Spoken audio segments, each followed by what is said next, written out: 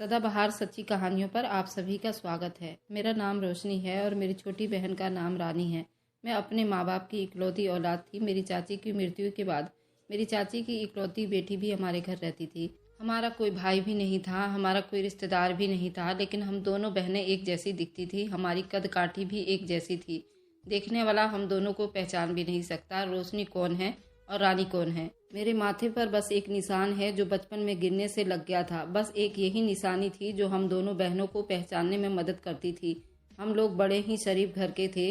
सभी लोग मेरे पिता का सम्मान करते थे। मेरी छोटी बहन रानी बड़ी जिद्दी तबीयत की मालकिन थी। उसे सही गलत का पहचान बिल्कुल भी नहीं था। मैं 21 साल की हुई तो मेरी शादी तय कर दी गई। लड़के का नाम नीरज था। मैंने उसे नहीं देखा था, मगर उसने मुझे एक झलक जरूर देखा था। घर में मेरी शादी की तैयारियां बड़े धूमधाम से चल रही थी। हर तरफ धूम मची हुई थी। घर की पहली शादी थी, सब बहुत खुश थे और आज तो कुछ ज्यादा ही मेहमानों की भीड़ भाड़ थी, क्योंकि आज मेरी शादी थी। मैं शादी वाला जोड़ा पहनकर बैठी थी। जब मेरी छोटी बहन तैयार होकर आई, मैंने उसे कहा कि तुम बहुत प्यारी लग रही हो, मगर दुपट्टा क्यों ऐसे फैला कर लिया हुआ है? ढंग से दुपट्टा ओढ़ लो। मैंने उसका दुपट्टा अच्छे तरीके से करके पहना दिया। मैं हैरान रह गई। मुझे उसका पेट थोड़ा फूला फूला सा लग रहा था। मुझे बहुत हैरानी हुई थी, क्योंकि मेरी बहन बहुत ही दुबली पतली 15 साल की कुंवारी लड़की थी। उसका पेट ऐसे भी कभी नहीं फूलता था।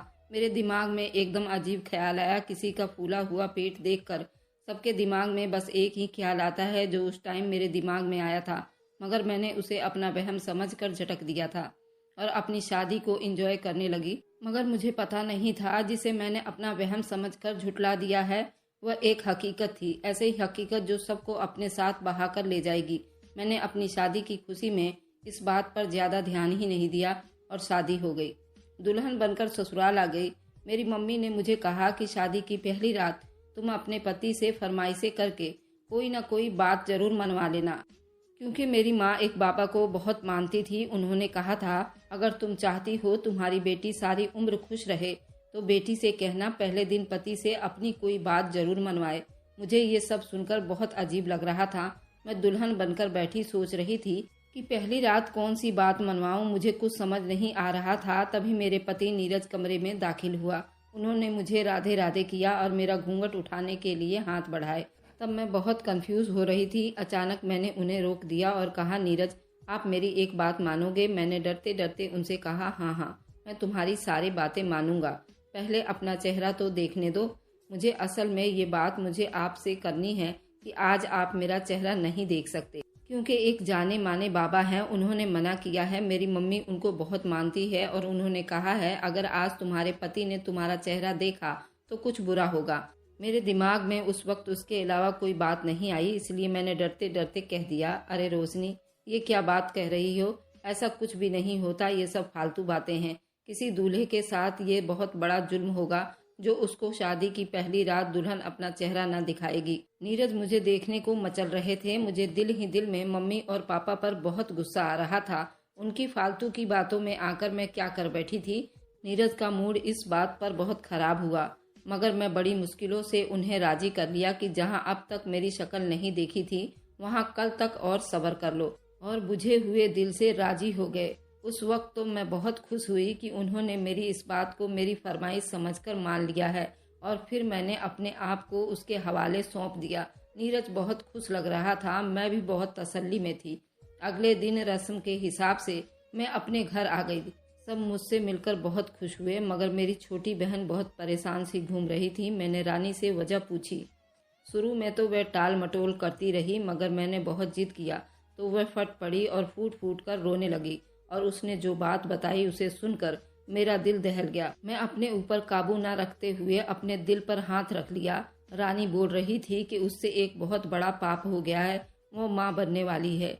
वह एक लड़के से मोहब्बत करती थी। उस लड़के ने उसे इश्क में बहला फुसला कर उसकी इज्जत तार तार कर दिए और खुद भाग गया। बहन की बातें सुनकर मुझे अपने कानों पर यकीन नहीं आ रहा था। मेरी छोटी बहन ऐसा कैसे कर सकती थी? इस हद तक कैसे जा सकती थी? और इतनी बड़ी बात हो गई तब भी उसने हमें कुछ भी नहीं बताया। मुझे रानी पर बहुत गुस्सा आया था। क्या बोल रही हो तुम? होश में तो हो? अपनी उम्र देखी है और उस उम्र में तुम इस हद तक चली गई? कौन था कमीना लड़का जिसे तुमने अपना मुंह काला किया? शर्म नहीं आई? अपनी उम्र देखी है? क्या जवाब दोगी माँ पापा को? वे बेचारे ये सदमा सह भी नहीं पाएंगे। मैंने एक साथ बहुत सारे सवाल कर दिए थे। मुझसे बहुत बड़ी गलती हो गई, बल्कि बहुत बड़ा पाप हो गया। मैं क्या मुंह दिखाऊंगी सबको? मम्मी पापा को क्या बताऊंगी?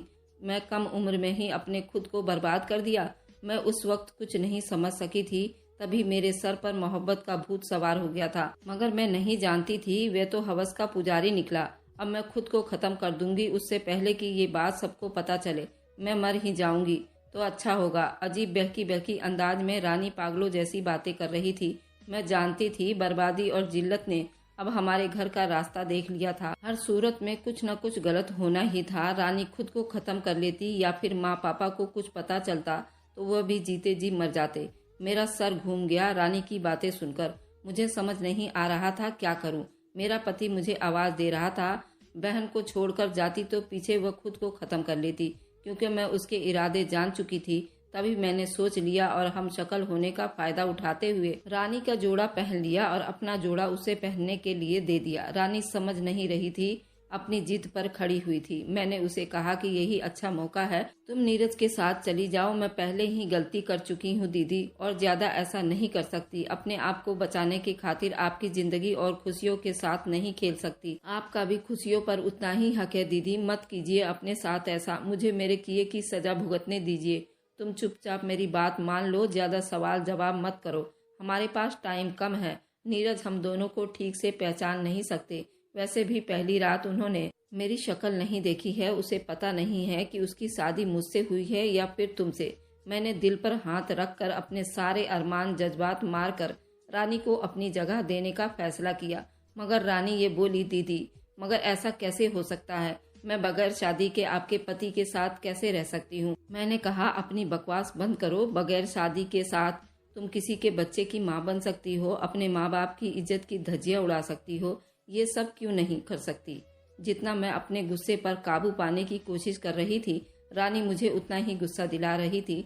नीरज अच्छा लड़का है, हो सकता है उसके घर वाले तुम्हें पहचान न सके। अगर तुम्हें किसी ने पहचान भी लिया तो वो तुम्हें वापस लाएंगे, और फिर हो सकता है सब मुझे गलत समझकर तुम्हें बेकसूर जान लेंगे। नीरज मजबूर होकर तुमसे शादी कर लेगा। अगर शादी नहीं भी की तो तुम उस पाप को नीरज का नाम देकर छुपा सकती हो ना। मैंने रानी को जबरदस्ती अपना कपड़ा पहनाकर समझा बुझाकर उसे नीरज के साथ भेज दिया और उसे कहा कि पता नहीं लगना चाहिए कि पहली रात उसके कमरे में तुम नहीं थी बल्कि मैं थी। इसी में हम सबकी भलाई है। मुझे कुछ समझ नहीं आ रहा था। मुझे फिलहाल यही एक रास्ता नजर आया था, बाद की बाद में देखी जाती। वैसे भी नीरज ने पहली रात मेरा चेहरा नहीं देखा था, इसलिए उसे पता नहीं चला उसके साथ पहली रात मैं थी या रानी। मेरी बहन नीरज के साथ चली गई। मैं देर तक अपने अरमानों और सपनों के लिए मातम मनाती रह गई। सबसे छुपकर बिस्तर पर पड़ी रह गई। सब ने लाख आवाज दी मगर मैंने नहीं उठी। सब यही समझे कि थक कर सो गई है, शादी की हंगामा की वजह से नींद पूरी कर रही होगी। मगर मैं जाग रही थी। नींद मुझ पर कैसे मेहरबान हो सकती थी? नींद तो शायद मुझसे कोसों दूर चली गई थी। मुझे मालूम नहीं था ऐसा कुछ भी हो सकता है। मैं तो हजारों सपने सजाकर नीरज के साथ विदा होकर गई थी। मेरी माँ का कहना सही साबित हुए थे। भले मैंने नीरज को अपना चेहरा नहीं दिखाया था, मगर फिर भी सब कुछ उल्टा हो गया था। माओ के दिल को हर खतरे का पहले से ही पता हो जाता है। मगर हैरानी की बात तो ये थी कि मेरी मम्मी रानी के अंदर आए बदलाव को देखकर बेखबर थी। उसकी चाल ढाल से नहीं पहचान पाई कि किसी गलत रास्ते पर चल पड़ी है। रानी इतनी सफाई से और इतनी खुफिया तरीके से उस लड़के के साथ इश्क लड़ाती रही और मुझे इसका खामियाना भुगतना पड़ा। मैं इंतजार की सूली पर लटक रही थी, उस इंतजार में कि आगे क्या होता है, किस्मत हम दोनों बहनों के साथ क्या करती है, हमें कहाँ लेकर जाती है, मेरे उस फैसले से कोई फायदा होता भी है कि नहीं। ऐसे ही कई सवाल मेरे दिमाग में घूम रहे थे। मेरा सर चकरा रहा था। ये सब सोचकर मैं पागल हो रही थी। आने वाले वक्त को याद करके डर बढ़ता ही जा रहा था। मेरा दिल बहुत तेजी से धड़क रहा था। तभी बाहर से एक शोर की आवाज आने लगी। मैं समझ गई थी कि ये कैसा शोर था। कुछ जानी पहचानी आवाज सुनकर मेरे माथे पर सर्दी में भी पसीना आ गया था। फिर अचानक मम्मी अंदर आई और मेरा कंबल खींचकर नीचे फेंक दिया। कंबल के अंदर रानी की जगह मुझे पाकर मम्मी एकदम आश्चर्य में हो गई। उन्होंने तो मुझे पहली नजर में पहचान लिया था। वह मेरी तरफ बढ़ी और मुझे झकझोर डाला। मम्मी मुझसे बहुत कुछ पूछ रही थी, मगर मैं गूंगी बनी हुई थी। मैं चुप्पी साध ली थी। मम्मी ने जब देखा मैं किसी सवाल का जवाब नहीं दे रही हूँ तो मुझे घसीटती हुई बाहर ले गई, जहाँ पर मेरे ससुराल वाले इकट्ठे हुए थे। मेरा दूल्हा भी खड़ा था जो मुझे देख रहा था। मैं भी उसे देख रही थी। वो मुझे पहली बार देख रहा था, मगर मैं उसे घूंघट की ओर से कई बार देख चुकी थी। मैंने सोचा था हम शकल होने की वजह से हमें कोई पहचान नहीं सकेगा, मगर ये मेरी गलतफहमी साबित हुई थी। बार बार सब मुझे बातें सुना रहे थे, मगर मुझे किसी की आवाज समझ नहीं आ रही थी। रानी सहमी हुई मुजरिमों की तरह चुप खड़ी थी और मुझे सबने कटहरे में खड़ा कर दिया था। सबकी बातें तीरों की तरह मुझ पर निछावर कर रहे थे। देखने में बिल्कुल ठीक, मगर अंदर से बहुत जख्मी हो चुकी थी। कसूरवार ना होकर भी मैं मुजरिम ठहरी थी और मेरा जुर्म यही था कि मैं अपनी बहन को बदनामी और रुसवाई से बचाने के लिए कदम उठाया था। इन सब में सबसे ज्यादा परेशान नीरज था, क्योंकि वह जान नहीं पाया था कि उसने किसके मांग में सिंदूर भरे थे, मैं थी या मेरी बहन, क्योंकि हम दोनों बहनों की सूरत बिल्कुल एक जैसा ही था। जबकि मेरे सास ससुर इस बात पर लड़ रहे थे कि उनके साथ धोखा हुआ है। बड़ी का शादी करके छोटी को विदा कर दिया है। वह बार बार यही कह रहे थे। आखिर मैं कब तक चुप रह सकती थी? आखिर मुझे सब सवालों की तसल्ली भरी जवाब सबको देने थे। चुप्पी तो इस समस्या का हल नहीं था। सबकी इज्जत बचाने के खातिर मैंने खुद को मुजरिम साबित कर दिया था। मैं रोते हुए बोली, मैं नीरज को पसंद नहीं करती थी, मैं उससे शादी नहीं करना चाहती थी, मैं किसी और को पसंद करती थी। डर की वजह से मम्मी पापा से ये बात नहीं कर सकती थी, क्योंकि मैं जानती थी वे लोग मेरी कोई बात नहीं सुनेंगे। मैं शादी के वक्त मना करना चाहती थी, मगर पापा की रुसवाई का सोचकर चुप हो गई। मगर जब विदाई का टाइम आया, मैंने रानी को अपने कपड़े पहनाकर जबरदस्ती उसे नीरज के साथ विदा होने को कहा था। दूसरी तरफ मैंने उसको धमकी भी दी थी कि मैं खुदकुशी करके खुद को खत्म कर लूंगी। मेरे पापा और मम्मी इस बात से बिल्कुल अनजान थे, उन्हें कुछ पता ही नहीं था। मैंने ही रानी को मना किया था वह अपना चेहरा नीरज को न दिखाए। सब मेरा बनाया हुआ आइडिया था, उसमें रानी का कोई कसूर नहीं है और ना ही मेरे माँ पापा का। न जाने मैं किस मुंह से झूठ पर झूठ बोलते जा रही थी। तुम होती कौन हो ये फैसला करने वाली और आइडिया बनाने वाली? तुम्हें ये सब मजाक लगता है? शादी ब्याह कोई खेल तमाशा है? तुम जानते भी हो अपने मतलब के लिए तुमने कुंवारी लड़की को बगैर शादी के एक गैर आदमी के घर में भेज दिया और हमें इतना बड़ा पाप का भागीदार भी बना दिया। जानती हो ये कितना बड़ा पाप है? अपने मतलब के लिए तुमने इतना बड़ा कदम कैसे उठा सकती हो? इतनी खुदगर्ज कैसे हो सकती हो जो अपने मतलब के लिए अपनी बहन को भी नहीं बख्शा? नीरज गुस्से में पागल हो रहा था, जबकि मेरे माँ पापा एकदम चुप हो गए थे। ऐसा लगता था जैसे उन्हें कोई सांप सूंघ गया हो। मुझे तो लग रहा था वह मुझे जान से ही मार देंगे, मगर उनकी चुप्पी देखकर मैं ज्यादा ही हैरान रह गई। मेरे ससुर बहुत अच्छे इंसान थे और मंदिर के पुजारी भी थे। उनसे सब कुछ कहकर इस मामले का हल निकालने को कहा। बहुत देर तक बाप बेटे के बीच बहस होता रहा। बेटा गुस्से से पागल हो रहा था, मुझे डिवोर्स देकर वापस जाना चाहता था, मगर बाप चाह रहा था कि अगर रिश्ता खत्म कर दिया दोनों सूरत में हमारी बदनामी होगी, लोग क्या कहेंगे। शादी के अगले दिन डिवोर्स हो गई। आखिरकार बहुत देर बाद सब इस बात पर तसल्ली में हुए कि मुझे नीरज डिवोर्स देगा, क्योंकि वह अब मुझसे कोई रिश्ता रखना नहीं चाहता। मगर मेरे ससुर ने नीरज को रानी के साथ शादी करने पर बड़ी मुश्किल से राजी कर लिया और मैंने दिल ही दिल में भगवान से बहुत प्रार्थना की। मैंने सोचा था वैसा ही हुआ था। मैंने भगवान से बहुत प्रार्थना की थी, उसने हमारी लाज रख लिया था। फिर रानी और नीरज की शादी मेरे ससुर ने यहीं पर करवा दी थी। उस सब में बेचारी रोशनी का क्या कसूर था? उसे क्यों बहन के किए की सजा मिल रही थी? जबकि सब यही समझ रहे थे नीरज के साथ पहली रात को भी रानी ही थी। अब जमाने को भी तो यही बताना था कि नीरज की शादी रानी से हुई थी, क्योंकि शादी के टाइम रोशनी ने मना कर दिया था।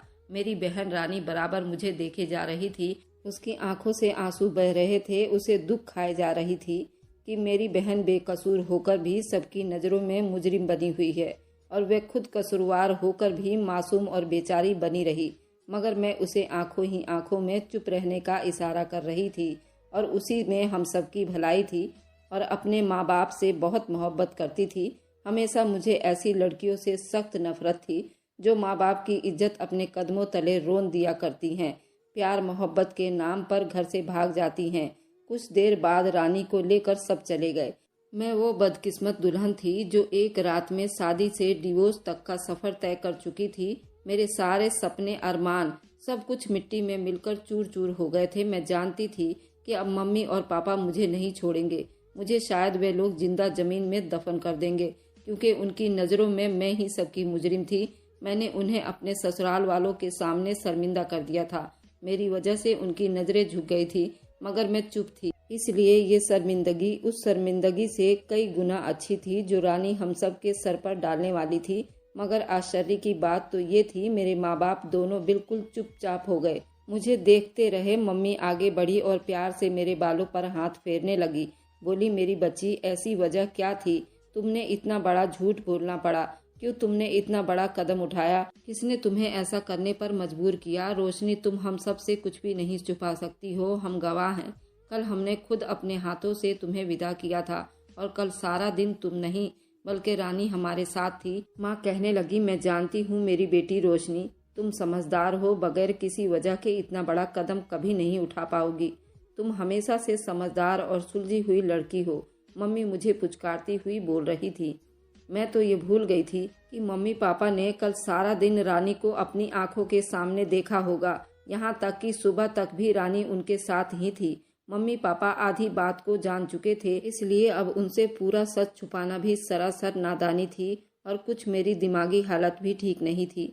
मैं इतनी परेशान और टूटी हुई थी कि अब मैं मम्मी पापा की बेरुखी बर्दाश्त नहीं कर सकती थी।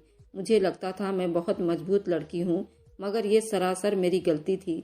मैं भी जज्बाती और इच्छाएं रखने वाली लड़की थी। ना चाहते हुए भी मैंने अपने पापा और मम्मी को सब कुछ सच सच बता दिए। रानी से एक बहुत बड़ी गलती हो गई थी, और वो पेट से थी। उसके पेट में किसी का पाप पल रहा था। अभी शुरुआती ही दिन थे, इसलिए उससे पहले कि ये राज खुल जाता और बहुत देर हो जाती, आप लोग किसी को मुंह दिखाने के काबिल नहीं रह पाते। मुझे आपसे बगैर पूछे ये कदम उठाना पड़ा।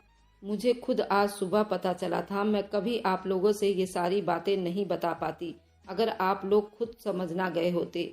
अपनी बात पूरी करके मैं फूट फूट कर रोने लगी, और मेरे साथ मेरे माँ बाप भी रोते रहे। उनके रोने की वजह बहुत सारी थी।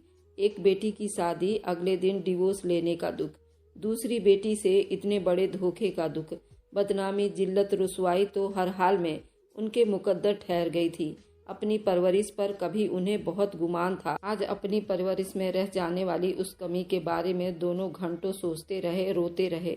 हमसे क्या गलती हुई है, कहाँ भूल हुई है जो रानी यूं बहक गई? वे दोनों खुद को कसूरवार समझ रहे थे। उनके पास गौर और फिक्र करने के लिए बहुत कुछ था, मगर मेरे तो सोचने समझने की हिम्मत भी खत्म होकर रह गई थी।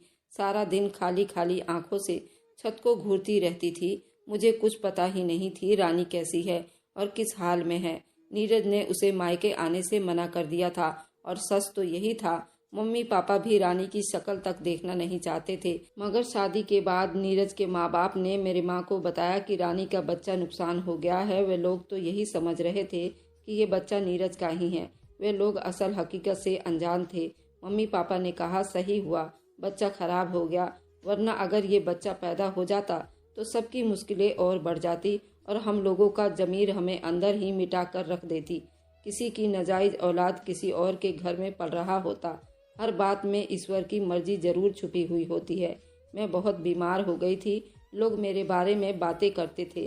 शादी के वक्त लड़की ने शादी से मना कर दिया और छोटी बहन को कुर्बानी देनी पड़ी। सब इस बात से अनजान थे कि असली कुर्बानी मुझको देनी पड़ी थी। मैंने अपने सपनों और अरमानों को दिल के किसी कोने में दफन कर दिया था। मेरे माँ बाप हर टाइम मेरे दिल लगाने और खुश करने की प्रयास में लगे रहते थे। मम्मी पापा ने शहर का घर छोड़ दिया। हम लोग फिर से अपने गांव आकर बस गए थे। वहां पर ही पापा ने दूर के गांव में मेरी शादी कर दी थी, जो उम्र में मुझसे काफ़ी बड़ा था। मैंने अपने माँ बाप का सम्मान रखा, उस रिश्ते को भरपूर तरीके से निभाया। मगर मैं क्या करती, मेरे दिल में नीरज था। एक रात मैं नीरज के प्यार में रहकर आ गई थी। मुझे उससे मोहब्बत हो गई थी, मगर धीरे धीरे उस मोहब्बत को मैंने अपने दिल से निकाल दिया। अपने दूसरे पति की अर्धांगिनी और मैं उसकी इज्जत बनने के प्रयास करने लगी, और उस प्रयास में मैं कामयाब भी हो गई। सूरज बहुत अच्छा इंसान था, हमारे 2 बच्चे भी हुए। मैं ये सारा बुरा वक्त भूलना चाहती थी, मगर मुझे अपनी बहन रानी की बहुत याद आती थी। जाने किस हाल में होगी। नीरज के पापा भी बहुत अच्छे इंसान थे। उन्होंने पापा से बातचीत रखा हुआ था, जो कि फोन की हद तक ही मौजूद था, क्योंकि नीरज नहीं चाहता था कि हम सबसे रानी अब कोई बातचीत करे या रिश्ता रखे। नीरज और रानी भी बहुत खुश थे, उनके बच्चे भी थे। वक्त अपने साथ साथ ऐसे कई किस्से कहानियां लाते हैं और ऐसा वक्त भी आता है जब अपने साथ ये सब बीते वक्त का हिस्सा बन जाता है और ये सब बीते हुए कल बन जाते हैं। कई सालों बाद रानी ने नीरज को राजी कर लिया और फिर से मायके आने जाने लगी। मेरा कभी नीरज से सामना नहीं हुआ था, अब मैं उसका सामना करना भी नहीं चाहती थी। मेरे उन सारे माताओं से विनती है जिनके घर में जवान बेटियां हैं, बहुत मेहरबानी अपनी बेटियों पर नजर रखे, ये देखे कि किसके साथ उनका मिलना जुलना है, कहाँ उठती बैठती हैं। अपने बच्चों पर भरोसा करें, उन्हें अपने भरोसे में लाएं, उनके दोस्त बन जाए ताकि वे किसी गलत रास्ते पर ना चले। और सारी लड़कियों को कहना चाहती हूँ, इश्क प्यार मोहब्बत के नाम पर आखिर कब तक बेवकूफ़ बनते रहोगी। ये समाज के लड़कियां अपने जज्बात और एहसास किसी ऐसे खास इंसान के लिए रखिए। ईश्वर से मैं प्रार्थना करती हूँ कि हर लड़की का नसीब अच्छा करे। अगर आपको आज की कहानी पसंद आई है तो वीडियो को जरूर लाइक कीजिएगा और अपने दोस्तों के साथ शेयर भी कीजिएगा। और हाँ, अगर आपने अभी तक हमारे चैनल को सब्सक्राइब नहीं किया है तो जरूर सब्सक्राइब कर ले। मिलते हैं हम अपनी कल की एक नई दिलचस्प कहानी के साथ। मुझ पर सदा अपना प्यार और स्नेह बनाए रखें। सभी को मेरा प्यार भरा नमस्कार दोस्तों।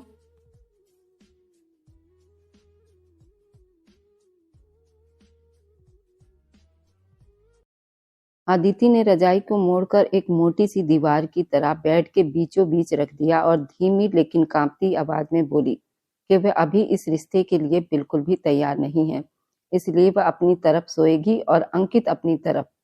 उसकी आवाज में डर भी था और दुख को संभाले रखने की जिद भी थी। उसने अपने सुर्ख और भारी लहंगे के दुपट्टे को कंधे पर ठीक करते हुए सामने खड़े अंकित की ओर देखा, जो ड्रेसिंग टेबल के सामने खड़ा अपनी शेरवानी के बटन खोल रहा था। उसकी बात सुनकर अंकित ना तो चौंका न नाराज हुआ, बस उसके चेहरे पर एक ठहरी हुई बेपरवाही सी खामोशी थी।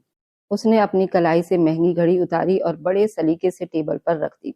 अदिति का दिल जोर जोर से धड़क रहा था। उसे लगा था कि अंकित गुस्सा करेगा, डांटेगा या उसे अपनी ताकत का एहसास कराएगा, लेकिन ऐसा कुछ नहीं हुआ। अंकित मुड़ा और बेड की ओर देखा। उसकी नजरें उस रजाई पर टिक गई जो उन दोनों के बीच दीवार बनकर खड़ी थी। उसके होठों पर हल्की सी रहस्यमयी मुस्कान आई और सामने सपाट लेकिन भारी आवाज में कहा, क्या यह सच में उसे लगता है रजाई का यह ढेर उसे रोक सकता है? ये कहते हुए वह धीरे से एक कदम बढ़ाकर बेड के पास आ गया। अदिति घबराकर एक कदम पीछे हटी। उसका पांव लहंगे के घेरे में उलझा और वह गिरते गिरते बची। उसने हिम्मत जुटाकर कहा, वह जानती है कि ये शादी उन दोनों की मर्जी के खिलाफ हुई है और जो बड़ों ने किया वह अब बदला नहीं जा सकता। उसकी बात काटते हुए अंकित बेड के किनारे खड़ा हो गया और गुलाब की पंखुड़ियों को ऐसे झाड़ दिया जैसे वह किसी खुशी की नहीं बल्कि किसी मजबूरी की निशानी हो। उसने ठंडी लेकिन थकी हुई आवाज में कहा, वह बहस या झगड़ा नहीं करेगा, खासकर आज की रात तो बिल्कुल भी नहीं, क्योंकि वो बहुत थका हुआ है और उसे नींद चाहिए। अंकित का व्यक्तित्व तो हमेशा से ऐसा ही रहा था, गंभीर, रोबीला, अपने फैसलों में अडिग। अदिति उसे बचपन से जानती थी और उसकी यही गंभीरता उसे हमेशा डरा देती थी। लेकिन आज जब वह उसकी पत्नी बन चुकी थी तो वही गंभीरता उसे और भी भारी लग रही थी। उसने डरी हुई आवाज में पूछा, क्या वह सच में मान गया है? अंकित ने एक लंबी सांस ली और बेड के दाईं ओर बैठते हुए कहा, उसे किसी पर जोर जबरदस्ती या रिश्ता थोपने का कोई शौक नहीं है और जिस रिश्ते की नींव ही बड़ों के दबाव और ब्लैकमेल पर रखी गई हो उसमें उसे कोई दिलचस्पी नहीं। उसके शब्द अदिति के दिल पे चुभ गए, जैसे किसी ने उसके आत्मसम्मान पर चोट कर दी हो। उसने भी तैस में कह दिया कि वह भी उस पर मर नहीं रही और उसके लिए भी ये सब उतना ही मुश्किल है। उसे इस अजनबी रिश्ते और माहौल को समझने के लिए वक्त चाहिए। अंकित बिना कुछ कहे जूते उतारकर लेट गया, हाथ सिर के नीचे रखे और छत को घूरने लगा। कुछ पल बाद उसने शांत आवाज में कहा, वह एक दूसरे को बचपन से जानते जरूर है लेकिन पहचानते नहीं। वह अपनी दुनिया में खुश था और वह अपनी दुनिया में, और अब एक कमरे में बंद हो जाना इसका मतलब नहीं कि वह उस पर हक जमाएगा या जबरदस्ती मोहब्बत लुटाएगा।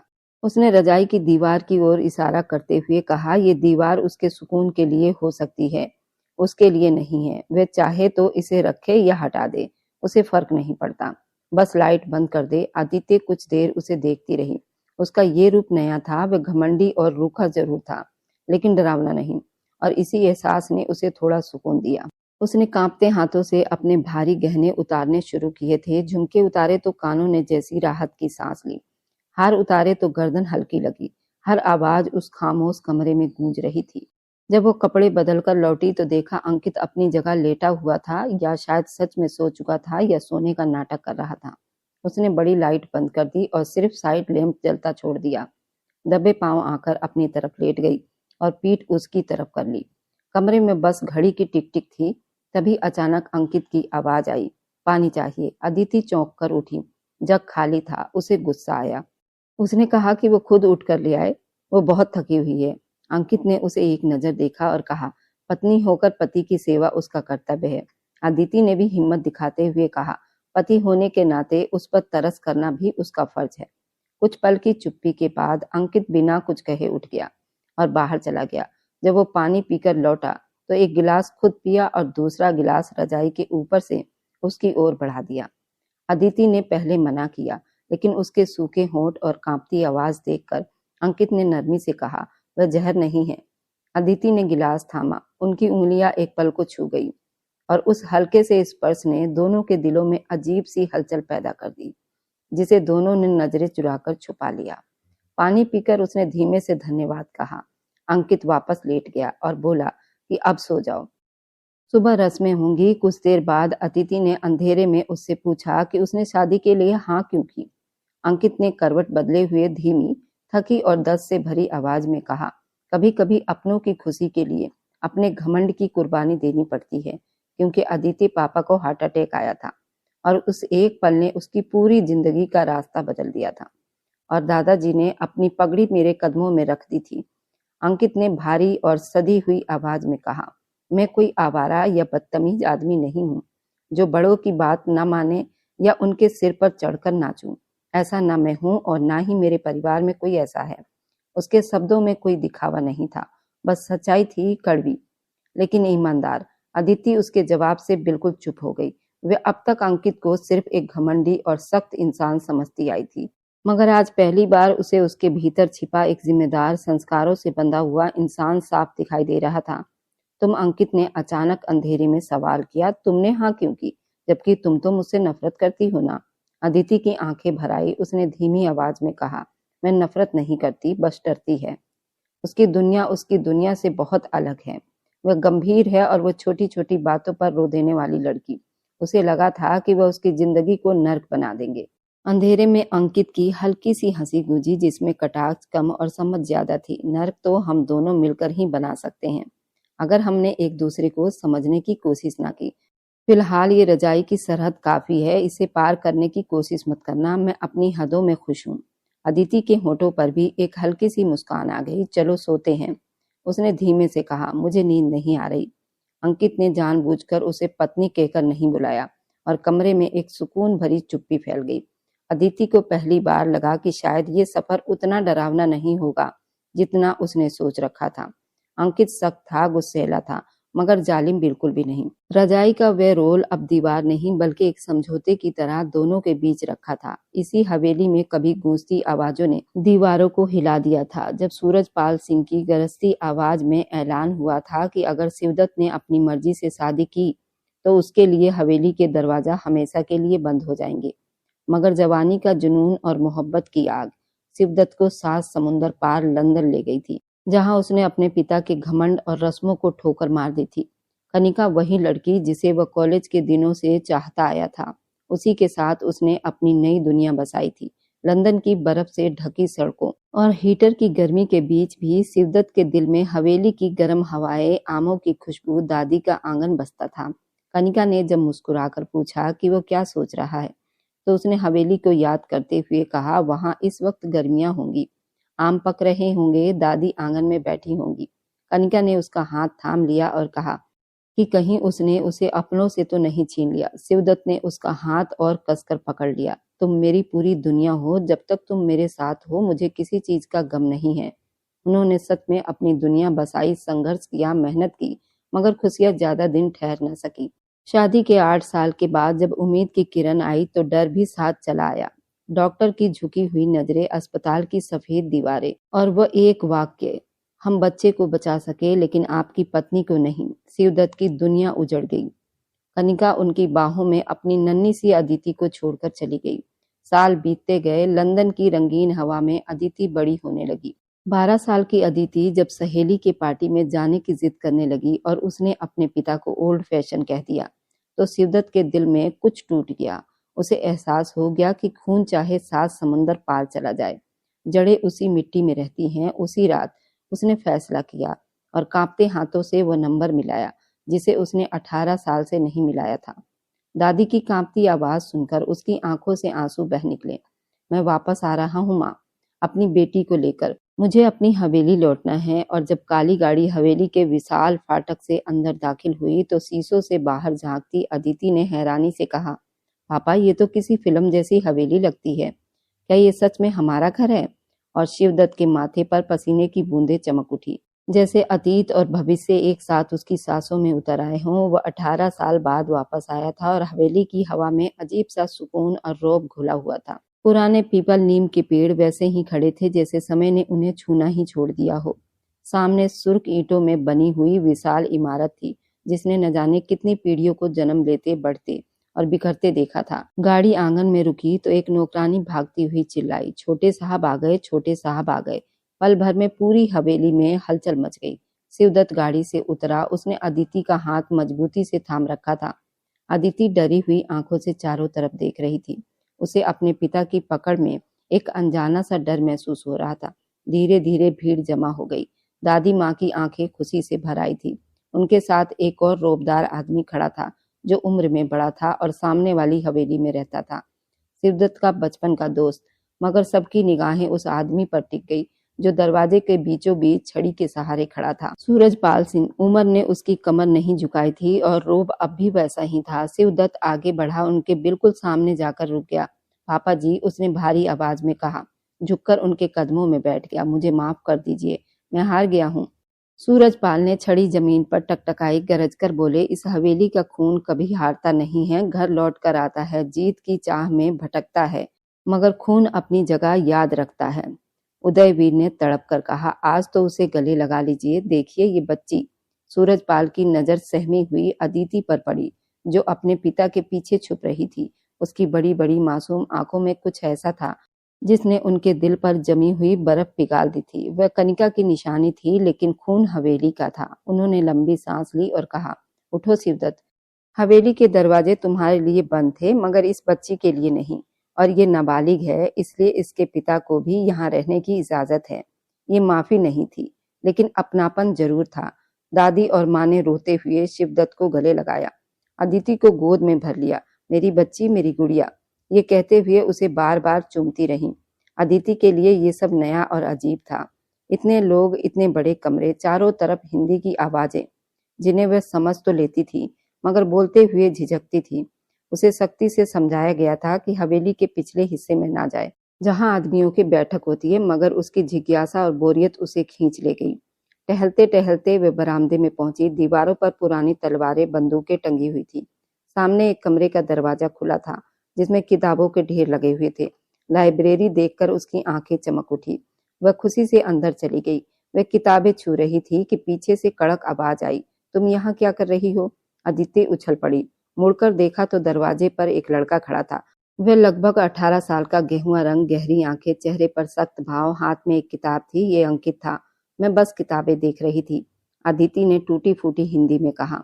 अंकित आगे बढ़ा और सख्ती से बोला, ये हवेली का वो हिस्सा है जहाँ औरतें नहीं आती और तुम्हें यहाँ आने की मनाही ही है। मुझे नहीं पता था। और यहाँ कहाँ लिखा है कि लड़कियां किताबें नहीं पढ़ सकती? लंदन में तो ऐसे बेकार नियम नहीं होते, अदिति ने तैस में कहा। अंकित ने उसकी बात काट दी और पास जाकर बोला, ये हवेली है, या नियम चलते हैं, बहस नहीं। तुम शिवदत्त अंकल की बेटी हो, वही अंग्रेजी लड़की। अंग्रेज शब्द सुनते ही अदिति भड़क उठी। मेरा नाम अदिति है, मैं अंग्रेज नहीं हूँ। तुम्हारी भाषा और कपड़ों से तो यही लगता है। अंकित ने उसके पहनावे की ओर देखकर कहा, तुम्हारे लिए अच्छा होगा कि दोबारा यहाँ मत आना, इससे पहले कि बड़े देख लें। यहाँ से चली जाओ, रास्ता बाईं तरफ है। अदिति ने गुस्से से कहा, आप बहुत गंदे हैं। और अंकित ने ठंडे स्वर में जवाब दिया, और तुम बहुत बदतमीज हो। वे पांव पटकती हुई चली गई। जाते हुए पलटकर देखा, अंकित अब भी वहीं खड़ा उसे देख रहा था। चेहरे पर वही गंभीर गुस्सा था। यही उनकी मुलाकात हुई थी।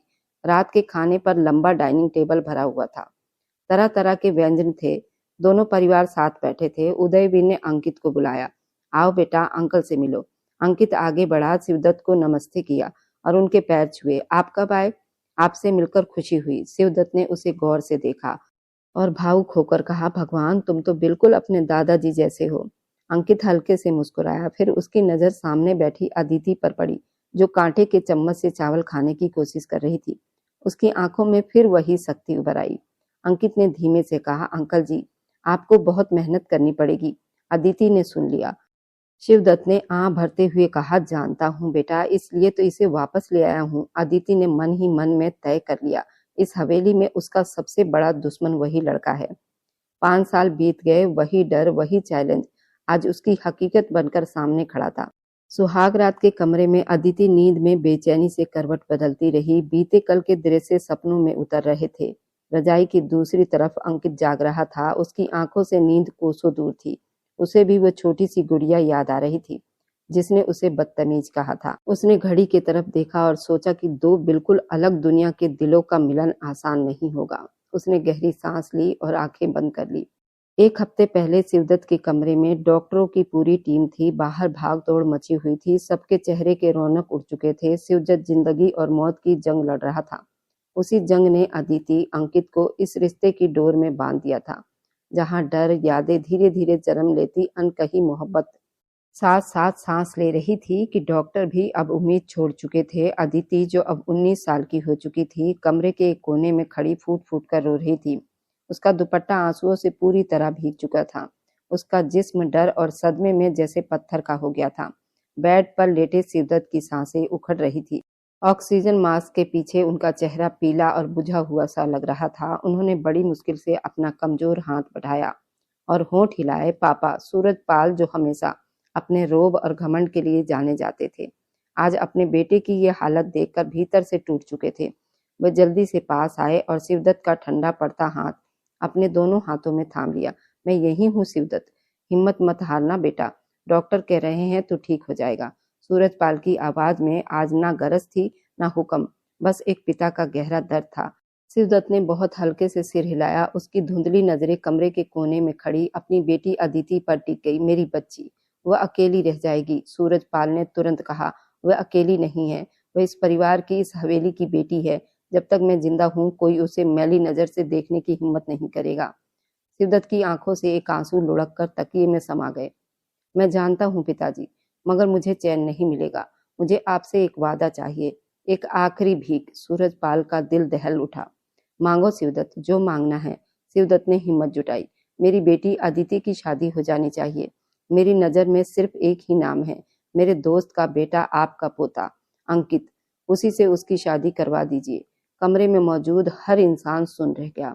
अदिति, जो अब तक रो रही थी, पत्थर की मूरत बन गई। उसे अपने कानों पर यकीन न हुआ। सूरजपाल भी चौंक गए। शिवदत्त होश में हो? इस हालत में ऐसा फैसला? शिवदत्त की सांसें तेज हो गई। हाँ पिताजी, मुझे किसी और पर भरोसा नहीं। मैं उसे और उसके परिवार को बचपन से जानता हूँ। मेरी बेटी उसके हाथों में महफूज रहेगी। वह आदमी सख्त है, मगर उसका किरदार मजबूत है।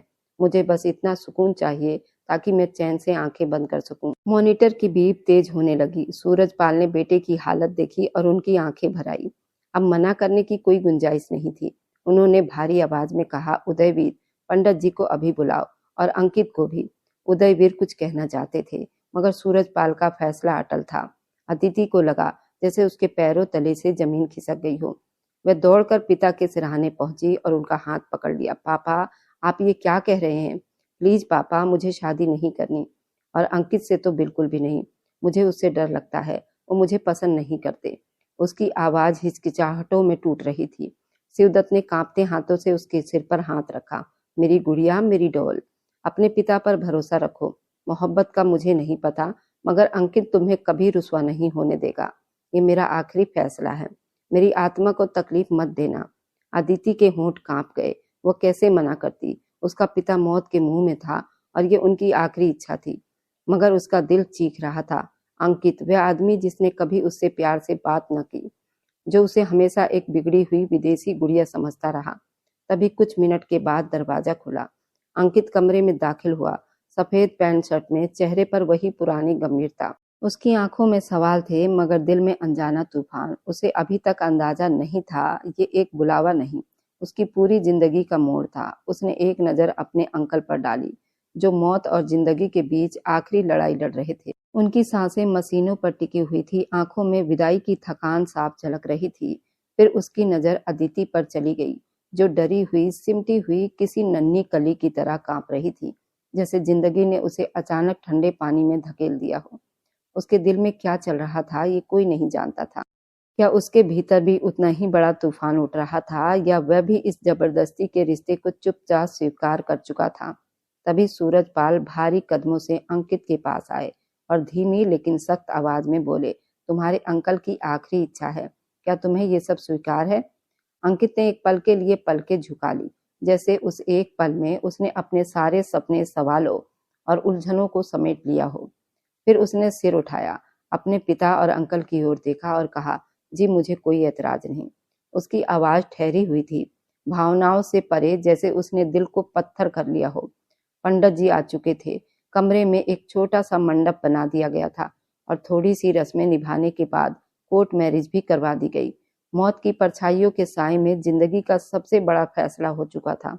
अदिति को लग रहा था जैसे वो कोई डरावना सपना देख रही हो, जिसे वह चाह कर भी जाग नहीं पा रही थी। उसे जबरदस्ती मंडप में बिठा दिया गया। उसके कानों में मंत्रों और शब्दों की गूंज थी, लेकिन वह उन्हें समझने से परहेज कर रही थी, जैसे अगर उसने समझ लिया तो सच और भी डरावना हो जाएगा। अदिति अब खड़ी हो जाओ, तुम्हारे फेरे होंगे। ये आवाज उसके कानों में पड़ी और उसके पैर जैसे बेजान हो गए। फेरे हुए, सिंदूरदान हुआ, वह सब कुछ ऐसे कर रही थी जैसे उसके कदम जमीन पर नहीं बल्कि किसी ठंडी कब्र पर पड़ रहे हों। कमरे में सन्नाटा छाया था, सिर्फ मॉनिटर की बीब और अदिति की दबाई हुई सिसकियों की आवाज थी। सूरजपाल ने सख्ती से कहा, बोलो बेटी, अपने पिता की तरफ देखो। अदिति ने कांपती आंखों से पिता की ओर देखा। शिवदत्त की आंखें उम्मीद की आखिरी लौ से भरी हुई थी, जैसे वह अपनी बेटी को किसी सुरक्षित हाथ में सौंप कर चैन की सांस लेना चाहते हों। अदिति ने आंखें बंद कर ली। आंसुओं का सैलाब उसके गालों पर बह निकला। उसी टूटे हुए दिल और भारी सांसों के साथ उसने ये शादी संपन्न की। जब भी पंडित जी उसे कुछ बोलते या कोई रस्म निभाने को कहते, उसकी आवाज में वही ठहराव, वही मजबूरी, अजीब सी मजबूती थी। सब कुछ पूरा हो चुका था। एक ही छत के नीचे खड़े लोग दिलों से कोसों दूर थे, लेकिन एक ऐसे बंधन में बंध चुके थे जिसे अब तोड़ना नामुमकिन था। आशीर्वाद देने के लिए सबके हाथ उठे। शिवदत्त के चेहरे पर एक अजीब सा सुकून आ गया। उन्होंने अंकित को पास बुलाया। अंकित झुक गया और शिवदत्त ने अदिति का हाथ उसके मजबूत हाथों में दे दिया। अदिति का हाथ बर्फ की तरह ठंडा था, जबकि अंकित का हाथ गर्म और भरोसे से भरा हुआ था। उसका ख्याल रखना अंकित बेटा, ये मेरी अमानत है, मैं वादा करता हूँ अंकल जी। अंकित ने उनकी आंखों में देखते हुए कहा, आपकी इज्जत अब मेरी इज्जत है। कुछ ही वक्त बाद शिवदत्त इस दुनिया से चले गए।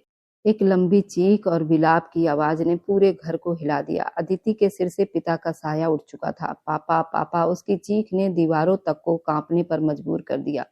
वह रात कयामत से कम नहीं थी। उसे संभालते हुए कहा गया, अदिति होश में आओ। अपना होश खोने से कुछ हासिल नहीं होगा। भगवान को जो प्यारे हो जाते हैं उनके लिए सब्र करना पड़ता है। अंतिम संस्कार हुआ, लेकिन अदिति को कुछ भी साफ याद नहीं था। उसे बस इतना याद था कि अब वो पूरी तरह अकेली है और उसकी शादी उस आदमी से हो चुकी है जिसे वह सबसे ज्यादा डरती थी। हवेली के वसूलों के मुताबिक शादी के तुरंत बाद उसकी विदाई होनी थी, खास तौर पर शौक के दिनों में भी, क्योंकि अब वो कानूनी तौर पर अंकित की पत्नी बन चुकी थी।